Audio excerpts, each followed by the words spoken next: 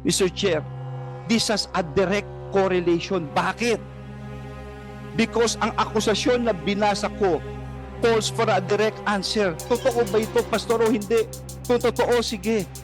Inosente ka. Pero kung ito'y hindi totoo, bilang ama, hindi dapat mangyari kung sino mang anak niya nangyari ito. Hindi dapat mangyari ito maski sa kapatid niya. Yun lang ho, hustisya lang. Dapat malaman natin ang totoo dito. Masakit pakinggan kasi walang katotohanan. Alam namin yon. Personally, 40 years kaming kasama ni Pastor. Kahit isa sa allegation na binasa ni Secretary Abalos dito sa Senado, sa Korte nang galing, malicious bastos yon nang galing sa bibig niya. Sabihin ko rin, kasi nga allegation yon, walang katotohanan in behalf of the kingdom.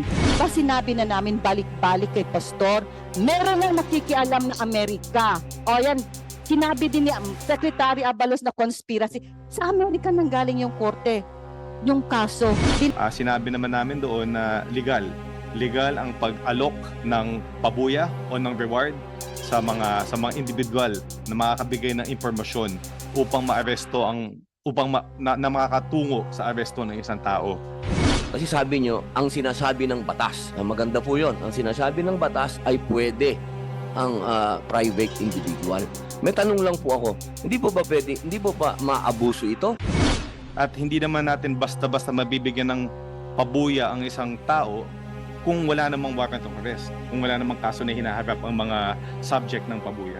But if we read the law, Your Honor, the clear letters of the law state, public officials and employees shall not solicit or accept directly or indirectly. So even indirect acceptance, therefore, Your Honor, is covered within the Great Prohibition under Section 7D. And what are those disallowed to be indirectly accepted or solicited?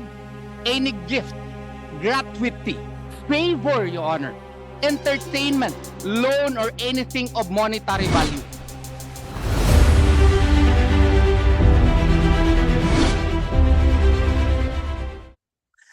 As we begin this investigation in aid of legislation, may I request the COMSEC Asierto to administer the oath of the new resource persons present today. Thank you, sir. May we request them to please stand up and raise their right hand, Secretary, sir. And the other, si Sir Marantan, I think tapos na po kay last time. Yung mga tapos na po last, yung bagong ano lang po. Could you please raise your right hand?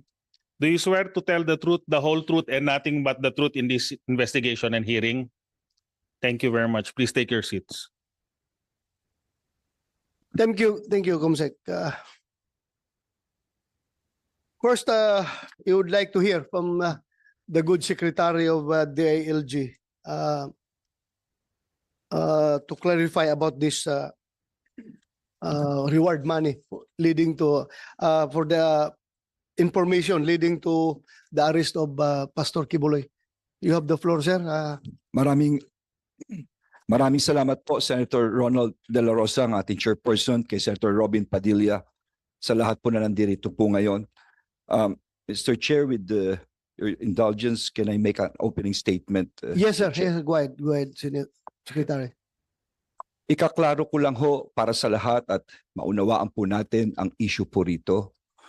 Yung pong reward na sinasabi, ito po ay inaalok, no? Hindi po ako nagsolicit nito. Never po ako nagsolicit, never ko po nahawakan ng pera. Gusto lang nilang tumulong at sila po ay nag-aalok ng pera sa mga magbibigay ng paraan upang mahuli si Pastor Kibuloy. Hanggang ngayon po, wala pa hong nabibigay ni singkong pera sa mga nahuli, maski na kay Canada. Tatanungin niyo po kung bakit. Siguro po natakot dahil nag-offer ng 20 million reward ang KOJC. No?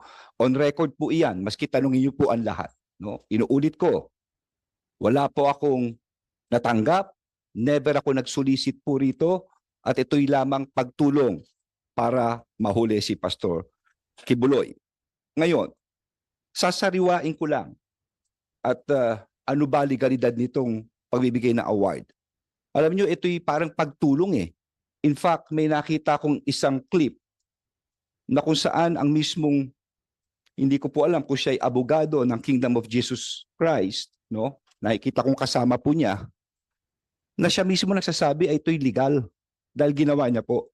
Baka pwedeng i-play ko po yung tape ni Attorney Topacio. Paki-play lang.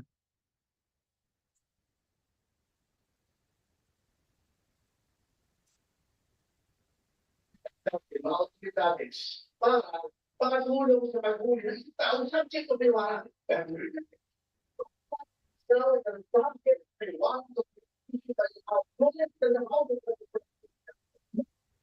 Okay.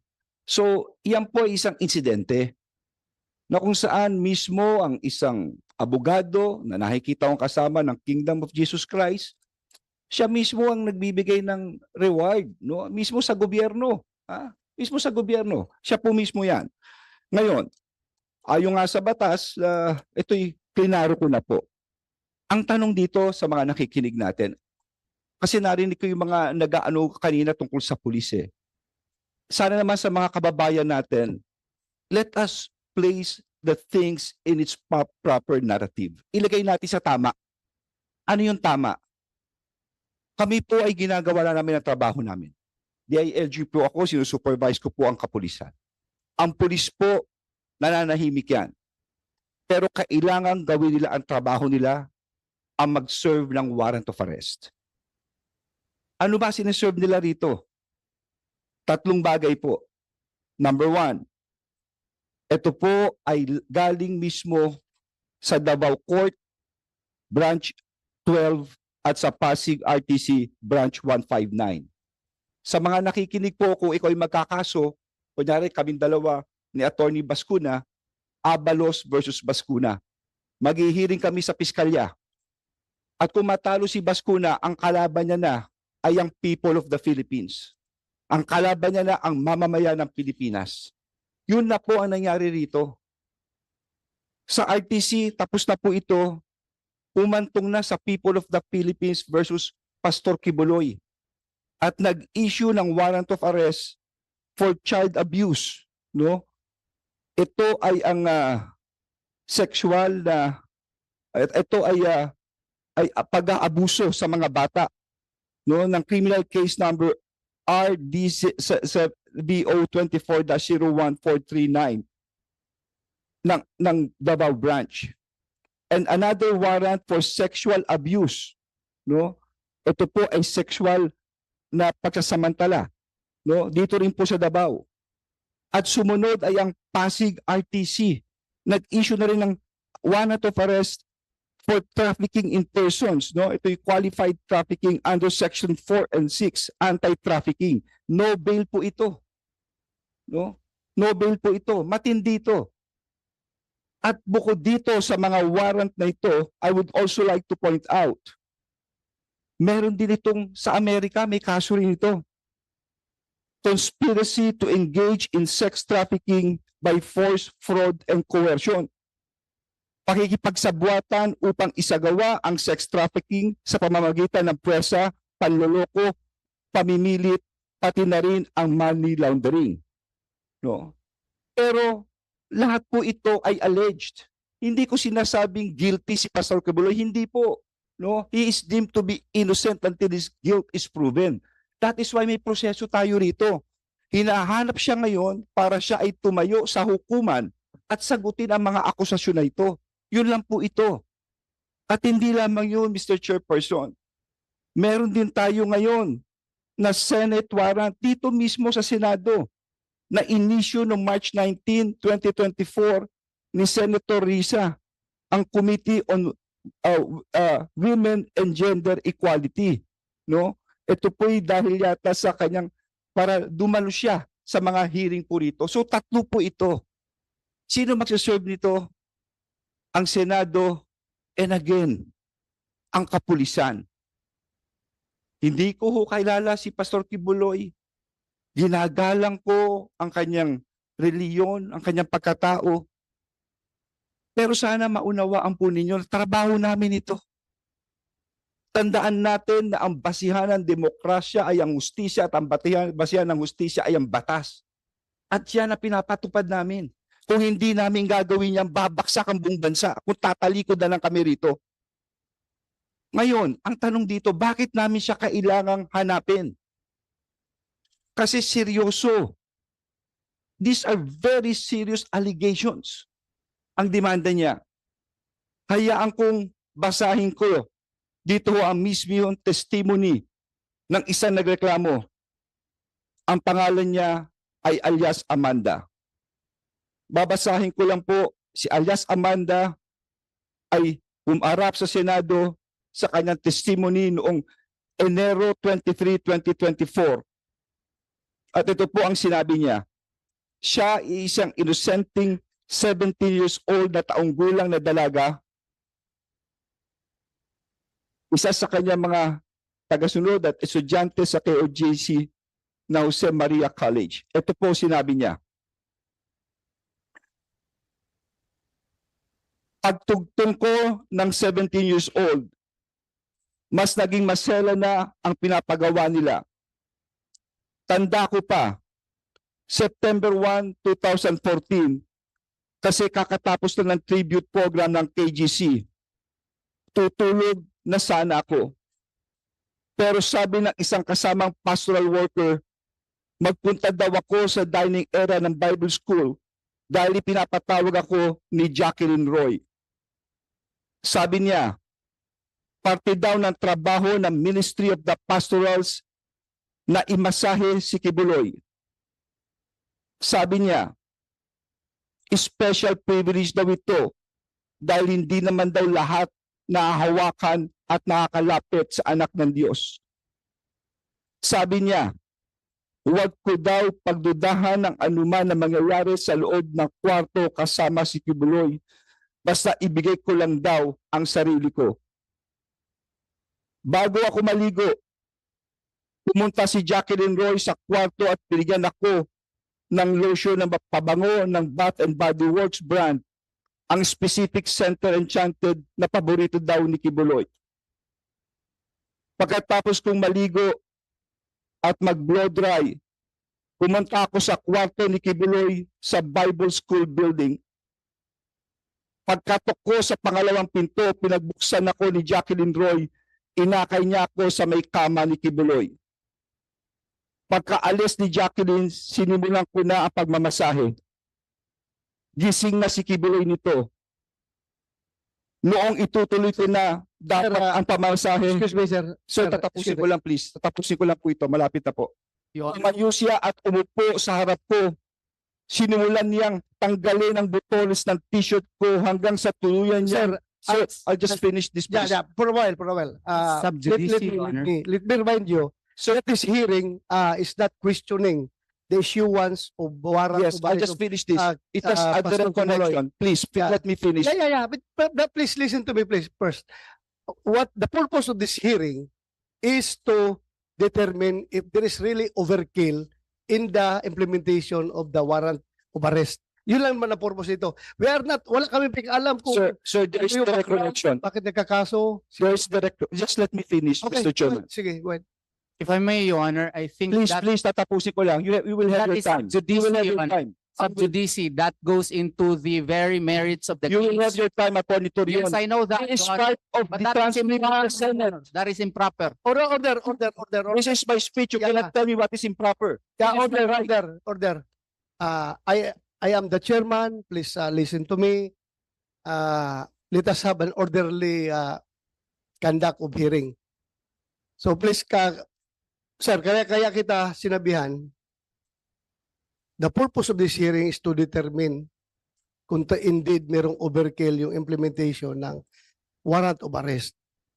We are not, hindi Sir. natin tinatakil dito kung anong background, bakit nagkakaroon. Sir, may No, direct wala. connection po, sir. Yes, Please alam let ko, me finish. going to connect. But I'm just reminding you, and I don't want to deprive you of your opening statement. You can continue. But pakinggan muna yung sinasabi ko na the very purpose of this is to determine if there is overkill. Thank That's you. all. Thank That's you, all. Mr. You can Chairman. continue. You Yeah. can continue. Tatapusin ko lang po ito. Anyway, this is part of the record of the Senate. Wala akong iniimbento. Lahat po ito'y galing din dito to.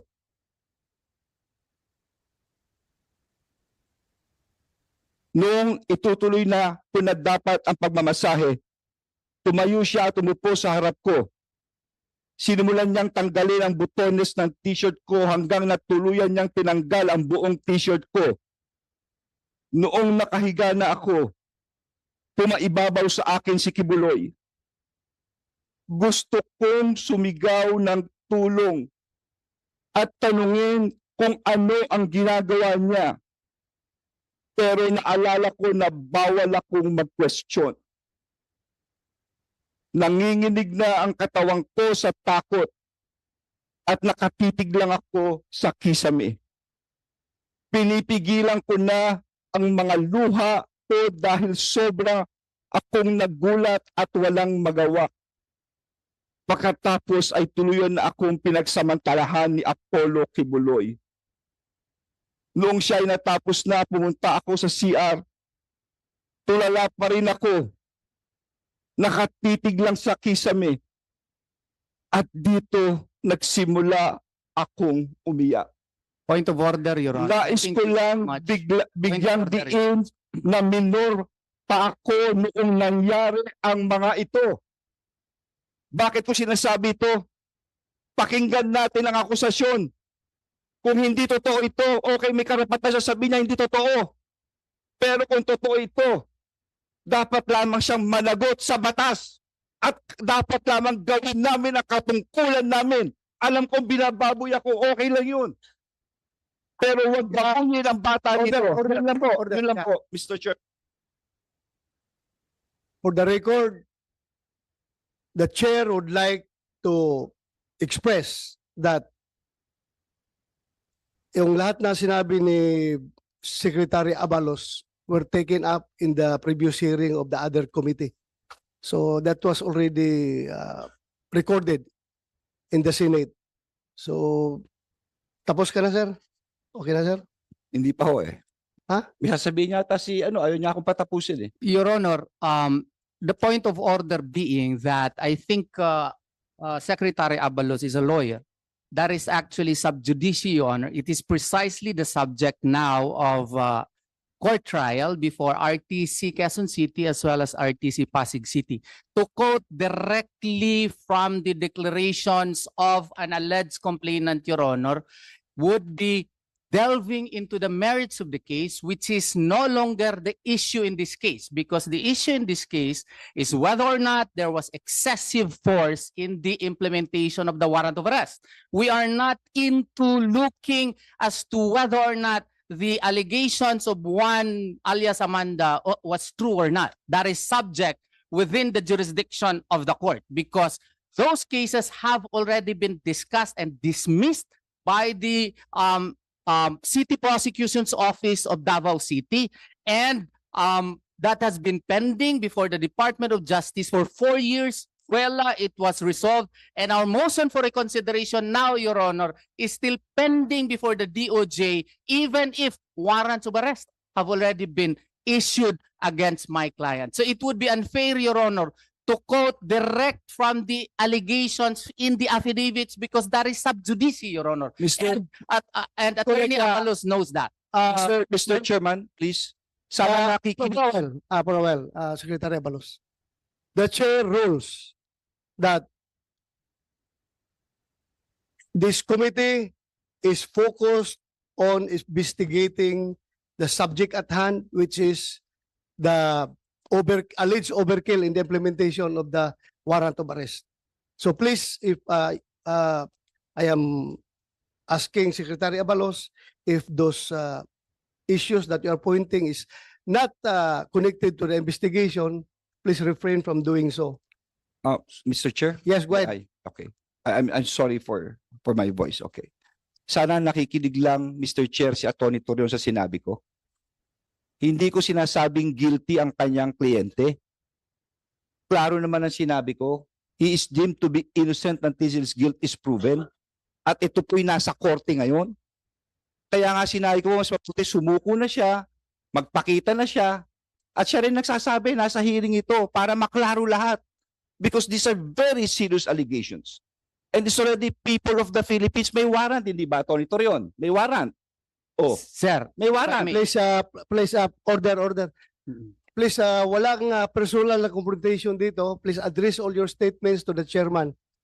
Lahat ng sabihin ninyo, i-address nyo sa chairman and not to each other. if I may, Your Honor, if I may. Yes.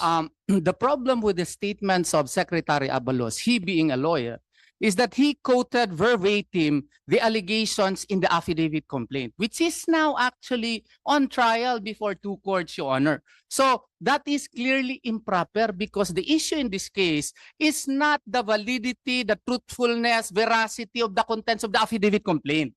What we are talking here is whether or not the use of force employed by the PNP in the service of such warrant was excessive. So therefore, to quote verbatim the allegations in the affidavit complaint, I think Attorney Abalos knows that it is improper in a Senate proceeding. That is proper during the trial of the case, Your Honor. And that is also unfair on the part of Pastor Apollo Sikibuloy, who cannot actually also state his portion. The fact that even the date, September 1 of 2014, was not even the tribute to the king. It was actually August 29, 2014. And that in itself is untruthful. And the fact that she was allegedly forced, we could not say here that her father was in fact present during that time. And she did not even report that to his father or to her father, Your Honor. All of these matters, Your Honor, the merits of the case,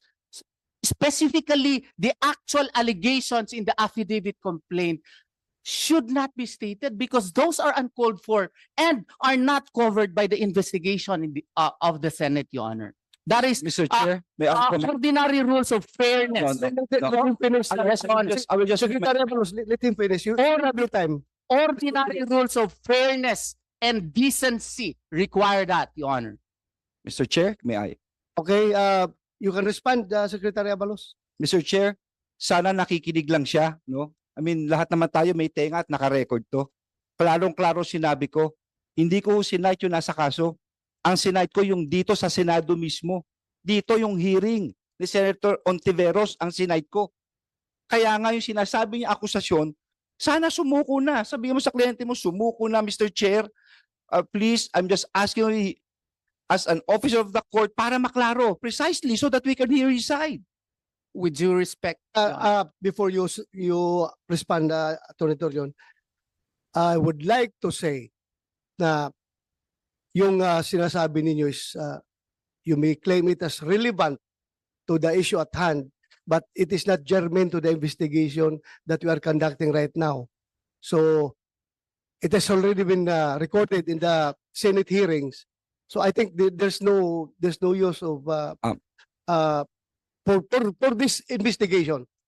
It's not germane already. Mr. Chair, Yes, go ahead.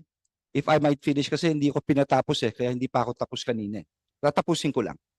Pabayaan yung tapusin ko bakit ito may relasyon. Okay? Okay, go ahead. Bakit ito may relasyon?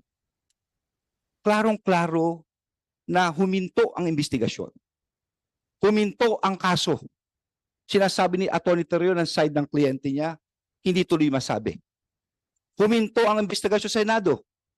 Huminto sa RTC Pasig, RTC Davao. Nakakagulo ngayon ng pulis para hanapin siya. Hanggang ngayon, hinahanap po siya. Ngayon, hinahanap ito, sasabihin natin, excessive force, lahat po ginagamit. Masisisi ang pulis. Pero, dinidian ng pulis, hanapin si Pastor Kibuloy, hanapin siya. My dear friends, Mr. Chair, this has a direct correlation. Bakit? Because ang akusasyon na binasa ko calls for a direct answer. Totoo ba ito, Pastor, o hindi? Kung totoo, sige. Inosente ka. Pero kung ito hindi totoo, bilang ama, hindi dapat mangyari kung sino mang anak niya nangyari ito. Hindi dapat mangyari ito maski sa kapatid niya. Yun lang ho, hustisya lang. Dapat malaman natin ang totoo dito. Thank you, Thank Mr. you. Chair. Thank you, Secretary Abalos. You want to respond? Good morning po. Ms. Good morning po Cardona? sa lahat. Mr. Yeah, go ahead. Chair, Senator Robin, sa lahat po na nandito. Maraming salamat sa muling pagdinig ngayon regarding po doon sa ang pinatawag itong committee na to kung totoo bang excessive force po yung ginamit noong June 10, which even the former President PRRD said it would be recorded in history as a day of infamy because they attacked our compound unnecessarily using excessive force. Nagkataon lang, hindi nila nagawa yun kay Pastor, kaya they were not successful in doing so. Alam na natin po yung nangyari. Ang pangalawang tanong dito sa hearing na to, kung tama ba, legal ba yung bounty na 10 million para kay Pastor na hindi pa po siya convicted sa korte, yung binasa ng DILG, masakit pakinggan kasi walang katotohanan. Alam namin yon. Personally, 40 years kaming kasama ni Pastor. Kahit isa sa allegation na binasa ni Secretary Abalos dito sa Senado, sa korte nang galing, malicious bastos yon nang galing sa bibig niya. Sabihin ko rin, kasi nga allegation yon, walang katotohanan in behalf of the kingdom. Ang ngayon sa korte, pwede babalikan natin. Although bastos nga si Senator Abalos sa sinabi niya kasi kinote niya yon dito sa committee, hindi naman kasali. Malicious nga. Pwede po balikan natin kung excessive ba yung force na ginamit nung June 10 kasi nandito yung ground commanders at kung legal ba ang pagpatong ng 10 million pesos sa ulat. Sinabi pa ni Secretary Abalos na wala siyang nahawakang pera, meron lang daw tumulong. Di ba ang tanong namin noon, sino itong private citizen na tumulong para mahuli si Pastor? May galit ba siya kay Pastor? Meron ba siyang, gusto ba niyang kunin si Pastor at patayin si Pastor? Kasi when you put the bounty of 10 million pesos sa ulo ng isang tao na hindi convicted na kahit anumang korte dito sa pamahalaan o dito sa ating bansa, yun nga, mas masahol pa siya sa pinakamasahol na terorista at killer dito sa bansa. And Pastor Kibuloy, hindi pa siya convicted. Di ba sinabi na namin balik-balik kay Pastor? Meron nang nakikialam na Amerika. O yan, sinabi din ni Secretary Abalos na conspiracy. Sa Amerika nang galing yung korte. Yung kaso, dinala dito sa Pilipinas. Kaya lang naman ang sabi lang talaga ni Pastor, haharapin niya ito.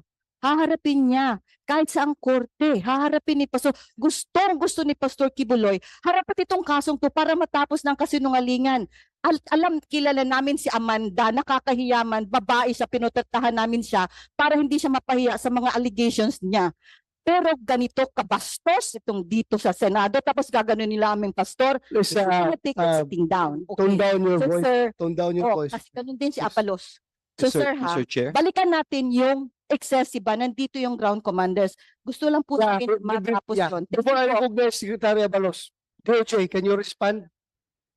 Is putting a 10 million bounty on the head of Pastor Kibuloy legal? Yan ang tanong natin. Thank you, Mr. Chair. Go ahead. First of all, let's just make a distinction between the term bounty and the term reward. Okay, reward. This is a Reward. reward, not a bounty. A bounty is for people who should be arrested because they are convicts of a crime or they have outstanding warrants of arrest. This reward covers many things, not just the arrest, but information on the whereabouts of the various accused, no? Kasama na din po doon si Pastor Kibuloy. Naghain po kami ng opinion sa committee na to. At doon sa opinion, sinabi naman namin doon na legal ang pag-alok ng pabuya o ng reward sa mga individual na makakabigay ng impormasyon upang maaresto na makakatungo sa aresto ng isang tao. Bakit po ito legal? Unang-una, kasama ito sa trabaho namin sa justice sector. Dapat namin ipatupad ang mga criminal laws natin at hindi ito mapapatupad kung ang mga akusado ay hindi matatagpuan. Bukod doon, maliwanag naman sa ating sistema na hindi bawal ang pabuya para mahanap ang isang akusado at madala sa husgado ang isang akusado. Kumbaga, marami pang ang batas na malinaw doon na maaring magbigay ng pabuya sa mga tao na nagbibigay ng impormasyon.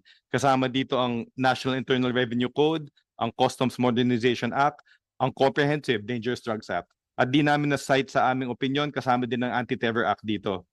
So kumbaga hindi lang bawal magbigay ng pabuya. May mga batas talaga tayo na nagsasabi na maaari magbigay ng pabuya. Okay, next question. Next question. Kung ang pabuya, how about the source of the reward? Legal ba na manggagaling sa mga private individuals or it should come from government funds? Wala namang distinction sa mga batas natin sa source, no, sa source ng pera na magagamit bilang pabuya. At kumbaga ang mga pribadong mamamayan may role din sila sa ating justice sector. Kumbaga may 5 pillars of the justice sector, no, kasama dito ang law enforcers, ang prosecution, ang korte, ang mga kulungan, at kasama din ang komunidad. At nasa interest din ng ating mga mamamayan na maipatupad ang ating mga criminal laws.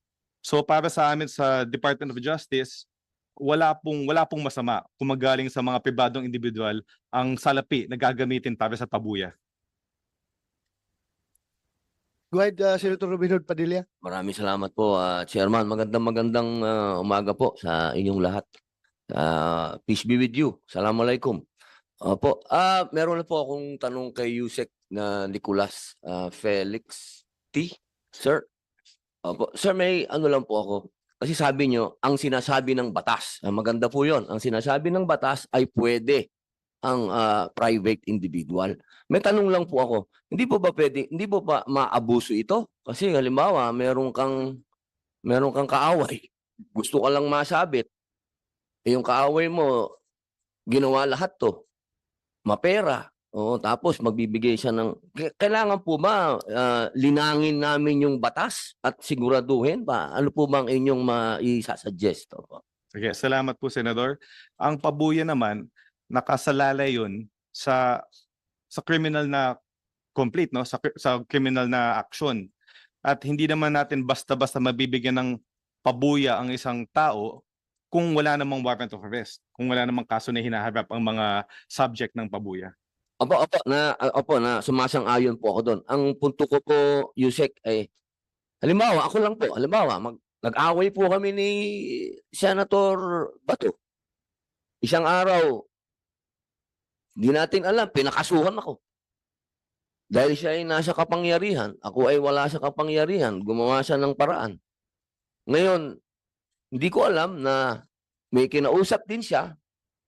Sinabi niya doon sa kausap mo, pare, ikaw ang ng pera dyan, ng reward. So meron na siyang sariling motibo po, di ba po? Hindi po pwede. Ako po yung nagsasuggest para kami po yung makagawa ng batas. Hindi ko po kayo tinuturuan.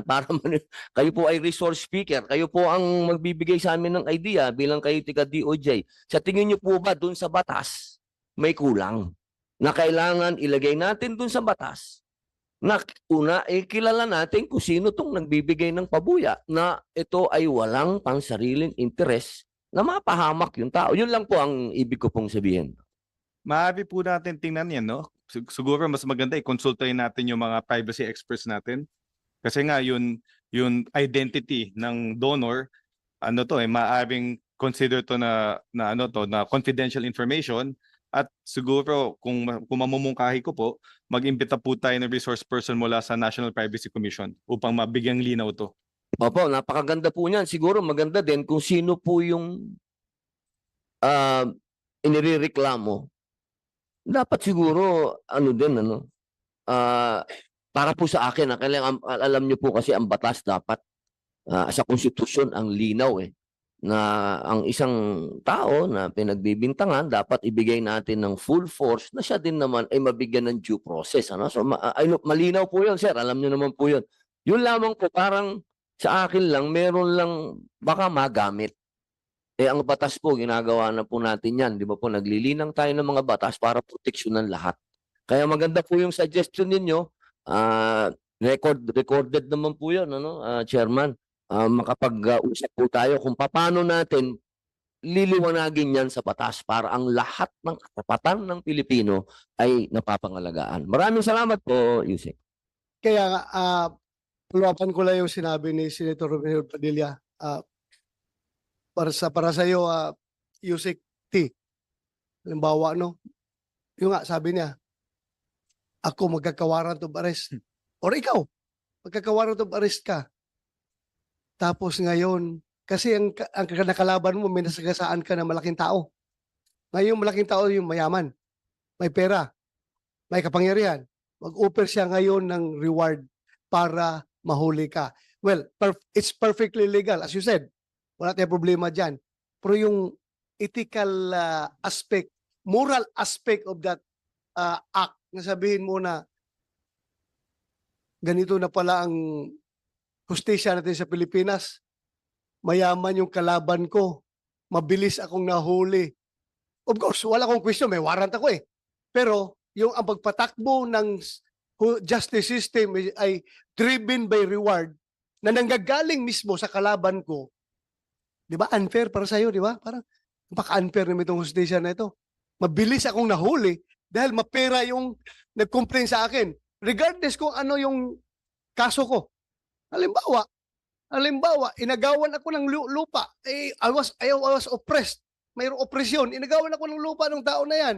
Because magaling siya, mayaman siya, kayang-kaya niya akong palabasan ng warrant, nakasuhan ako. Ngayon, siya pa ang magpuput up ng reward against sa'yo. What do you think? As a ordinary citizen, mukhang merong hindi tama, no? Mukhang legal nga, kung legal. Pero para sa atin, ethically, morally, ano tingin mo? Para sa amin po, Senator, Mr. Chairman, yung reward, ibang usapan ng reward doon sa kaso. Yung due process naman, doon sa kaso dumadaan yun eh. Kung, I'm not talking about the case. Yung pagbibigay ng reward lang ang tinatanong ko. Personal mo na opinion. Kung ikaw ngayon ang hinahanap ng batas, kalaban mo nga may pera, kaya niya mag-put up ng reward. Magbibigay siya ng reward ngayon. Anong feeling mo? ang opinion po namin, hindi po pinagbabawalan ang pabuya at kumbaga dahil nga ang komunidad Yung nga, may I have heard your Yeah. point already. Legal. From the legal point of view, it's perfectly legal. Wala akong problema. Tatanong lang ko sa iba yung about okay. personal, moral, ethical. Tao tayo eh. Hindi ba tayo lahat abogado? Tao tayo. Nagkuhan lang tayo ng tama ba ito? But anyway, we stick to what is legal. Yes. Pagdating sa usapan dito, ako lang, I am just approaching you sa human side. Okay? So, thank you. Attorney Torion, you're raising your hand? Yes, Your Honor. I would just like to politely respond to the statements made by Secretary Abalos, Your Honor, as well as Undersecretary Felix T. that this is not disallowed. In effect, this is legal. With due respect, I disagree because the provision of Section 7D of Republic Act 6713 is very clear, Your Honor, with due respect to our Honorable Secretary, and that during the press conference, he clearly said that there is this reward, implying implanting into the minds of the people that he already received it. But he clarified it today that he did not receive the award yet. But if we read the law, Your Honor, the clear letters of the law state public officials and employees shall not solicit or accept directly or indirectly. So even indirect acceptance, therefore, Your Honor, is covered within the great prohibition under Section 7D. And what are those disallowed to be indirectly accepted or solicited? Any gift, gratuity, favor, Your Honor, entertainment, loan, or anything of monetary value. The fact that the Secretary, Your Honor, entertained the reward is in effect an indirect favor that he granted upon the person unidentified to put up this award. And this is even made graver, Your Honor, in the light of the fact that this was done in the course of his official duty as the supposed implementer of the law, or in connection with any operation being regulated by or any transaction which may be affected by the functions of their office. He is the Secretary of Interior and Local Government who manages the entire gamut of government operations insofar as law enforcement is concerned. Therefore, he should have high moral as well as legal ethics to refuse such favor, Your Honor, directly or indirectly, because public office is a public trust. Any air of suspicion must be prevented, Your Honor, to be accorded to him. So therefore, if we read cases regarding the Villanueva case, Office of the Ombudsman versus Maria Rowena Regalado, Your Honor, it is very clear that any air of suspicion, if you are a public officer, especially in the case of Secretary Abalos, who heads the PNP, Your Honor, he has direct administrative supervision over the PNP. He commands them, Your Honor. Then he should have exercised that becoming modesty to entertain directly or indirectly any favor from any person, because that would cast aspersion insofar as his reputation. It is illegal under the law, Your Honor. That is being said with due respect, Your Honor. Yes, Attorney. Before I recognize Secretary Abalos, pakibasa nga ulit yun, yung sinabi mo kayo na gratuity favor. Public officials shall not solicit or accept directly or indirectly. Yung word na indirectly eh. Okay, so Doon siya ano yun? sabit eh. Oh, any gift, Gift, gratuity, favor, gratuity, favor, favor, entertainment, entertainment. loan, or anything of monetary value. An award has a monetary value. Then he is prohibited from entertaining that directly or indirectly because it has monetary value, especially in this situation, Your Honor, that it is in the course of his official duty. That is Section 7D, Your Honor, or in connection with any operation being regulated by or any transaction which may be affected by the functions of their office. He is supposed to implement the law. Now, he has already invited reward hunters, if you don't want to call it bounty hunters, Your Honor, to go after Pastor Apollo Siquiboloy, even if our motion for reconsideration with the Department of Justice is still sitting, Your Honor. Even if the Department of Justice has not acted upon the case for 4 years, Your Honor, and all of a sudden, it was resolved in the height of the Senate investigation by Senator Hontiveros, Your Honor. And there is now a warrant of arrest, and we are still questioning the validity of the warrant of arrest, Your Honor. And now, the good secretary is offering the reward from private persons. Note, Your Honor, that PNP did not even offer an award. Why, Your Honor? Because they have their own NAPOLCO memorandum circulars as to what are the requisites before you can put up an award. That is NAPOLCOM Memorandum Circular 2019 as amended by NAPOLCOM Circular number 2021, Your Honor. That's 063. So therefore, Your Honor, the NAPOLCOM is governed, Your Honor, by certain rules as to when you can offer our reward. Yet, the Secretary of Interior and Local Government is all of a sudden is entertaining and is even announcing to the whole world this reward system which is not in accordance with the NAPOLCOM circular, Your Honor. Thank you, thank you. You may respond, Secretary Abalos. Yes, Mr. Chair. Unang-una, sana napakinggan ni Attorney Torion. Nakikinig po ako. Yes, Yes. dapat lang makinig ka. Ngayon, number 1, ako po ay hindi nag-solicit. Never ako nag-solicit. At hanggang ngayon, wala ako natatanggap ni 5. Wala. Hanggang ngayon po, Mr. Chair. Pangalawa, napakaklaro ng sinabi ng Department of Justice. Andito ngayon ang DOJ. Pagdating sa batas, dapat tignan natin ang sinasabi ng Department of Justice at klarong-klaro ang sinasabi ni Yusek Nicolas Felix T. tungkol dito. At pangatlo, sabihin na natin yung sinasabi ninyo, matagal, etc., etc. Kaya naman tumagal to, hindi siya sumusuko eh. Di pasukuin nyo si Pastor Kibuloy. Kaya nga nagkaroon tuloy ng warrant of arrest eh. Matitigil lamang to kung siya'y harapin niya ito at sinasabi nyo naman kanina, hindi ko naman sinasabi, klaro naman sinabi ko, he is deemed to be innocent until his guilt is proven. No? So dapat lamang ito. No? So yun naman po ang aking sagot. And let it be on record na yun po ang posisyon ko rito. Thank you so much, Your Mr. Honor. Chair. Just a quick Thank you, Secretary Abalos. You may respond, Attorney Torion. with due respect to Secretary Abalos. The problem with this explanation is it only covers one half of the law. What is prohibited, Your Honor, is that public officials and employees shall not solicit or accept directly or indirectly.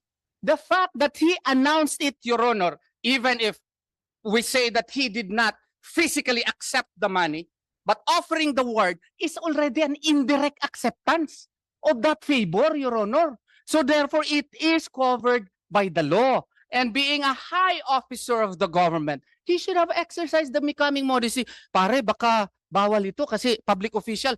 Baka may kontrata ka sa akin. Baka sasabihin, tatakbo ako ng senador. Baka sasabihin na magsusuporta ka sa akin kasi may kontrata ka sa akin. All of these are being covered within our rules, especially in the light of the fact that Section 3C of RA 3019 likewise prohibits this, Your Honor. That is our only concern here, especially in the light of the fact that we are even questioning the finding of probable cause. The motion for reconsideration, Your Honor, is still pending with the Department of Justice even until now. Yet they allowed the warrant of arrest to be issued. They allowed harassment in the Kingdom of Jesus Christ structures every day, Your Honor, where policemen would be jogging at 5 o'clock in the morning, full of with full battle gear, Your Honor, only clearly to show that they are harassing our members. That is our point, Your Honor. Thank you, Attorney Torion. Yusek T, you have the floor. Thank you, Mr. Chair. Nais rin namin sumagot dun sa dalawang sinabi ni Attorney Torion. Unang-una tungkol dun sa RA 6713 na sinasabi niya linabag ni Secretary Abalos. Maliwanag naman sa ang pabuya, ang pera, ang salaping maaaring mabigay sa DILG, pinapalabas ni Attorney Torion na ito ay suhol. Hindi ito suhol. Maliwanag sa batas na ito ay magiging suhol kung binigay ito or inulik ito para sa isang pabor. Hindi man nagbibigay ng pabor si Secretary Abalos. Ginagawa lang niya ang kanyang tungkulin, ang aming tungkulin na may patupad ng ating mga batas. Ang pangalawang gusto naming sagutin ay ang pagsabi niya. Ang sinabi niya ng DOJ daw ay nagkamali dahil hindi namin na-actionan agad ang appeal laban kay Pastor Quiboloy. Itong issue na to, unang-una, nasa korte na to. Kumbaga, kung gagamitin natin yung sinabi ni Attorney Torion kanina, sub judice na ito. So, kumbaga, sinasabi niya na si Secretary Abalos linalabag ang sub judice rule, ngayon, ginagawa din niya. At bukod doon, ang korte mismo ang nag-issue ng warrant of arrest laban kay Pastor Quiboloy. So ibig sabihin, para sa korte, may ebidensya at walang mali ginawang ang DOJ doon sa pagdesisyon sa kaso ni Pastor Quiboloy. Yun lang po, Mr. Chair. If I may, Your Honor, Thank you, Attorney T. Yusek T. with due respect po, Attorney Torion, go ahead. Undersecretary Te, wala po akong sinabing suhol. Ang sinabi ko dito, yung public official shall not solicit and accept directly or indirectly any gift, gratuity, or favor. Wala po akong sinabi. I just quoted the law as it is, Your Honor. And with due respect to Secretary Abalos, baka meron talaga sipyat po dito. No? Kasi nga, yung Napolcom nga, meron nga silang clear parameters na-explain ko na last hearing po yung Napolcom Memorandum Circular. Kaya siguro yung PNP hindi put up ng reward, because if we will base it on their parameters, Your Honor, yung pinakamataas nga si Sahiron ay 6.7 million lang ata. Si Pastor Quiboloy 10 million. Oo. So, even if we base it upon the parameters of the Napolcom Memorandum Circular, which actually has its own committee, Your Honor, committee on reward. No? They have their generals who will discuss these matters and apply the parameters before they would come up with the reward. They did not even put up that reward. Why? Because Pastor Apollo Quiboloy would not fit into the parameters set by the Napolcom Memorandum Circular. And then, sinabi ko na nagkamali ang DILG, hindi po ako nagsabi nagkamali. Although, nag-file kami ng motion for reconsideration po sa DILG kasi sa tingin po namin, medyo kailangan po yun wastuhin. Pero yung sub judice rule, alam ko po na si Undersecretary Te, alam niya Now, if you are only discussing as to what happened, as to the procedural incidents of the case, that's not sub judice. But if he has a jurisprudence, Supreme Court decisions which can enlighten me, I am willing to learn, Your Honor. But as of my reading, Your Honor, that is not sub judice. Sub judice happens when you now narrate the declarations of a particular person in his affidavit and ascribe it to be rightful, just like, with due respect to Secretary Abalos, just like what he did a few minutes ago. That's sub judice. Yeah, okay. Thank you. I just would like to state for the record that the sub judice rule does not apply in any legislative inquiry. It was already ruled by the Supreme Court.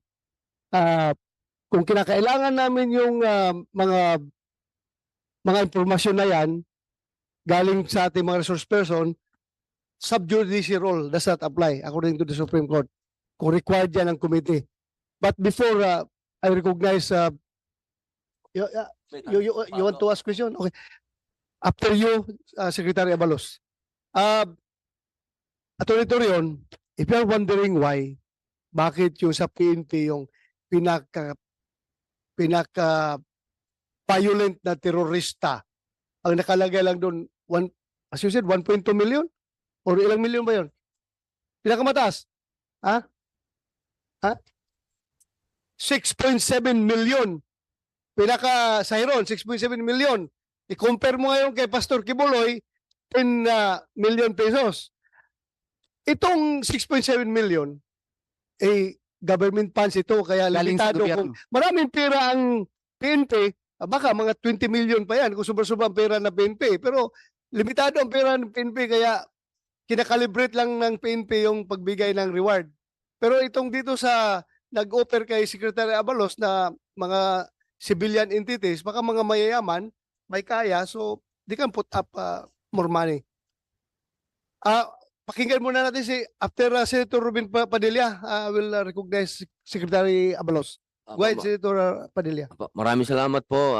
Gusto ko lamang po uli-balikan si Yusek Nicolas Felix T. Kasi po, kasalukuyan na po kami nag-uusap ng aking legis para po kung ano pa yung pwede nating gawin doon sa batas. Gusto ko lang pong linawin uli, parang verification lang po kanina sinabi nyo kasi iba pa rin ang bounty at reward. Yung bounty po para sa convicted. Yung reward para po sa accused pa lang. At pwede din po reward sa impormasyon lang. Informasyon lang. Nagagawin na ng Opo. akusado. Opo.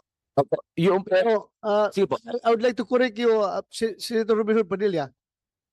Ang nakalagay doon sa konbiktado na mga terrorist, reward pa rin ang nakalagay doon. Reward pa rin.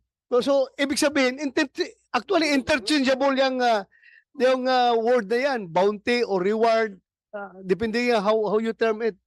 Kasi nakalagay talaga sa PNP, reward. Please continue. Paano po yun? Pareho po ba ang gravity nun? Halimbawa lang po, nagtatanong lang po kami wala po akong gustong anuhin dito. Nagtatanong lang po kami para makagawa po kami ng tama kung ano yung kailangan ng batas. Opo. So paano po yun? Magkaparehas po ba ang gravity ng accused at ang convicted na? Yung force po na, yung strong arm of the law, pareho po ba yun? Iba po yun. Iba po yun. Ang convicted, wala na po siyang presumption of innocence. So mas nakakabuti na mas karapat-dapat pa na maaresto ang mga taong nakatulan na. So masasabi po natin na kapag accused, hindi po kailangan ng force na matindi, ng gano'n? Ano po ba? Coercive force lang ang gamit? O ano po ba? Walang distinction. Walang distinction. Basta pinaghahanap ka ng batas. Wanted ka, convicted ka, o accused ka pa lang. Basta pinaghahanap ka ng batas. Parehas yan. Gano'n po. Nasa implementation na po yun, Mr. Senator. Sa nasa rules of court naman natin, sa rules of arrest, pag maaari pong gumamit ng necessary means ang ating mga layas habang ini-implement ng warrant of arrest. Apo. Salamat po.